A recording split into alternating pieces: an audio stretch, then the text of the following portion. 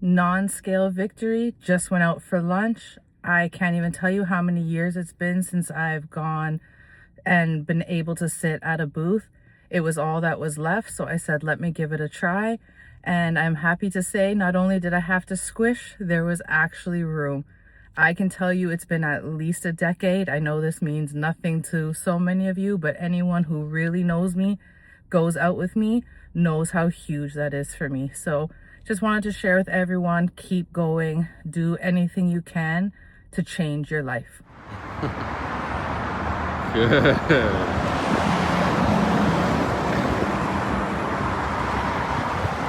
Yeesh.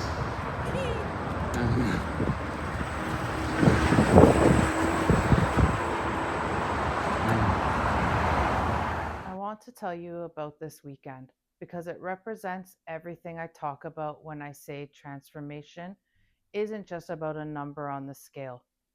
Yesterday, I went out for a lunch. The place was packed. The only seat left was a booth. And my immediate thought was, I won't fit. I never fit in booths. That's why I avoid restaurants. But I sat down and I fit, and with room to spare. Now, that might sound like a small thing, but for someone who spent 2 decades feeling trapped in her own body, it was everything. I wasn't just proud of my body in that moment, I was proud of myself. I felt happy, actually happy, and I realized I can't remember the last time I felt that way. Then my son asked me to go to the park with my grandson, and his girlfriend suggested I ride an electric scooter. My immediate response: there's no way. My weight won't hold it. I have no balance. I've never ridden a scooter in my life. And then I tried it and I rode it. And you know what? I felt free.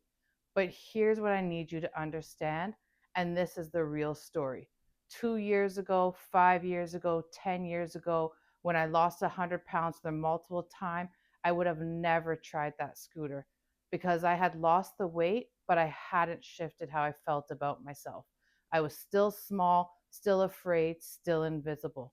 So, what changed? The mind work. I went to therapy first to deal with stuff I thought wasn't affecting me anymore, but it was.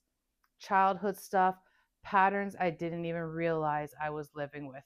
Once I worked through that, I realized therapy was filling a hole, but there was still a gap. I needed help with real time stuff, like our relationship with my son. But here's where therapy failed me. I spent 40 to 50 minutes explaining a scenario that had happened, how it hurt me, and the response: say the alphabet backwards, look outside and find 5 signs of summer. That's not help, that's avoidance. So I stopped waiting for someone else to fix me and I did the work myself. I journaled, I wrote things out, I talked to myself out loud. Yes, it sounds silly, but it works. I made vision boards, but most importantly, I constantly and repeatedly taught my brain new things. And the biggest realization: I was so hung up on expectations of other people. And every time they didn't meet those expectations, I disappointed myself. That had to stop. I had to retrain my brain to understand I cannot control other people. I cannot change them. Getting angry about things I can't control is pointless. It only hurts me and kept me stuck while everyone else was off living life.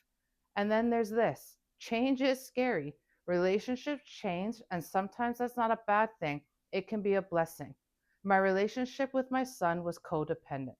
I was so focused on being there for him, on being his everything, that I lost myself.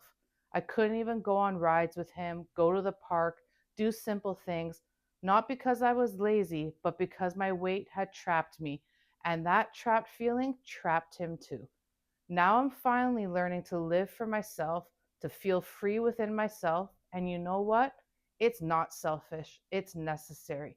So, yesterday, after I rode that scooter with him running beside me together, it felt amazing.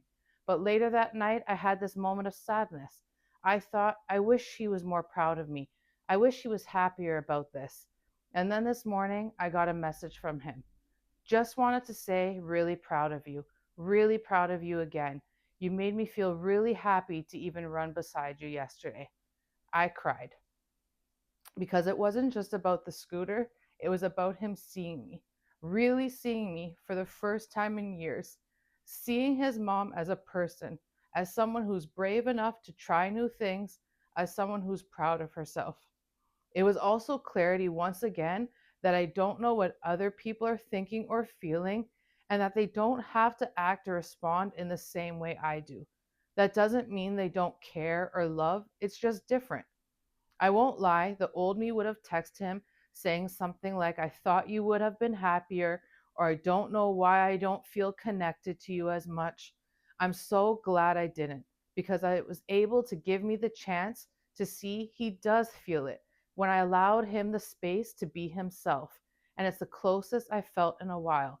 I replied saying the message means a lot, I had fun, and he followed it up with, it was fun. We have to do it way more often. That right there, that's transformation.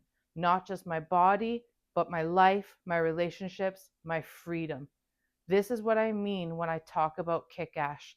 It's not just workouts, it's reclaiming your life. And therapy is the mental work for that gap of why you feel stuck and how you can change it. When I talk about care and action, it's the mind and the body working together, because a number on the scale doesn't change your life, but freedom changes everything. And that's what's possible for you too.